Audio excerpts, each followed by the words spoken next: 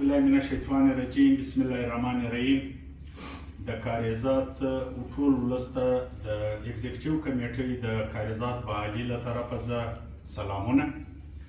څنګه چې عزیزانو تاسو ته معلومه ده چې د 6 اپریل د درنې بعد چې کومه سرکاري کمیټې سرکار نامینیټ کړه د مذاکراتو لپاره د ضلع بحالۍ په هغه کې دوی کریشن لیکلی وو کمیټې له موږ سره پر هغه راضي سوه اګري سوه ریسټوریشن یې موږ ته راکړئ ولس کاریزاتو ته دا تسلي ورکوو چې له هغه ورځې دستۍ کمیټۍ چې اګزیکټیو کمیټۍ ده دلته ګرده ممبران ناست دي د تحصیل نانا صاحب ملګري ناست دي د تحصیل خانوزۍ او تحصیل بوستان اګزیکټیو کمیټۍ ملګري ناست دي.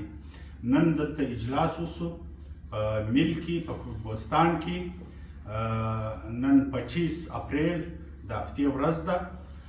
ولس کاریزات ته دا تسلي او ډاډ ورکوو چې له 6 اپریل زموږ مسلسل د سرکاري کمیټۍ سره د روزانه پر بنیاد په رابطه کې یو او کم کار چې پر مخ روان دی د ضلع د بحالۍ هغه ډېر مطمئنه روان دی او په هغه اجلاسو کې موږ یو شرکت کړی دی. بل اجلاس به په روانه هفته کې ورځ وي انشاءالله ته به بیا خبروو. مطمئن اوسئ د چا په سازشو کې مه راځئ. دا کم خلک چې زموږ د تحصیلو په مابین کې یا د خلکو په مابین کې کوششونه روان کړي دي هغه کوششونه به قطعا نسي کامیابه ستی په اتحاد او په اتفاق باندې. سلام پیښوو ستی و اتحاد او اتفاق ته علام آباد لره.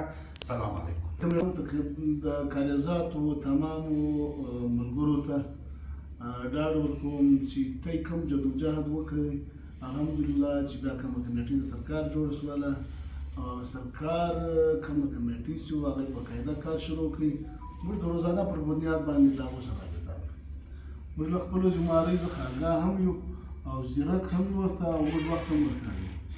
دا پریشاني مه کوئ چې د مجلس ورک شولئ بلکې موږ د روزانه پر بنیاد باندې د اګزیکټیو کمیټۍ د سرکار د کمیټۍ سره په قاعده رابطه تر کومه حده پورې د ضلع تعالی پر مجلس دی درو سره ولسي کمیټۍ د نانا صاحب د خانوزۍ د بوستان تمام سیاسي پارټیانو تمام قبایلي زعما دغه تمام امور چې نن ځینې خلک د خپلې سیاسي شوبازۍ دپاره نن دلته پر میډیا باندې دوی ګایږ ځي نه موږ متفقه طور تمام سپارښات په سرکار په باقاعده په تعریف کې جمع کړل.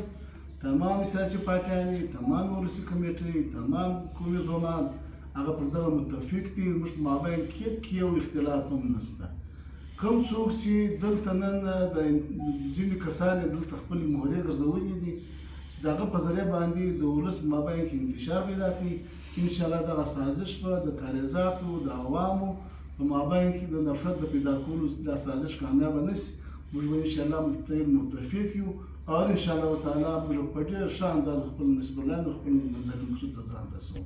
په اخر کې یو بیا د تمام سوشل میډیا او د ملګرو تمام د کاریزاتو ځوانانو ته دا پیغام ورکوم چې زموږ لخوا به کار د چا د کوم مجلسونو څوک کوي هغه د خپل سیاسي ساق د بچاولو لپاره کوي. له موږ دغه یو فکر نشته. موږ خپل کار د دستور په انتهایي مؤثر انداز باندې موږ روان کړی دی او انشاءالله خپل پای تکمیل ته به رسیږي. ته یې غم وباسه.